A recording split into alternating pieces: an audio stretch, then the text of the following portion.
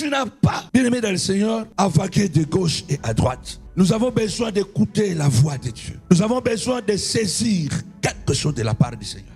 Et c'est en train de me dire, Samuel, tu ne parles pas parce que tu as une bouche. Tu parles parce que tu as un message. Est-ce que quelqu'un me comprend? Tu penses que tu parles parce que tu as une bouche? Non. Tu parles parce que tu as un message. Tu ne marches pas parce que tu as les pieds, mais tu marches parce que tu as une direction.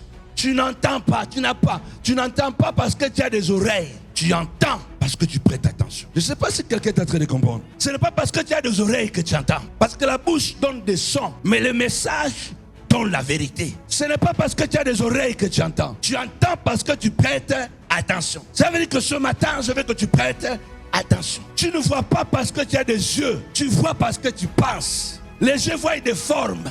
Les yeux voient des formes. Regarde, les yeux peuvent regarder et voir des formes. Mais tu vois parce que tu penses. Tu vois parce que tu as une vision. Je ne sais pas si je dois descendre encore. Ça veut dire que ce message que je vais délivrer maintenant, ça n'entrera pas dans tes oreilles parce que tu as des oreilles. Ça entrera parce que tu vas prêter attention. La science dit souvent, l'homme ne voit pas ce qu'il regarde, mais il voit ce qu'il pense. Tu ne travailles pas avec tes mains parce que tu as le main. Tu travailles parce que tu as une destinée. Ces mains-là travaillent parce que tu as une destinée. Non parce que tu vas utiliser tes mains parce que tu as des mains. Non, ces mains travaillent parce que tu as un avenir. Chacun de nous ici est précieux aux yeux de Dieu.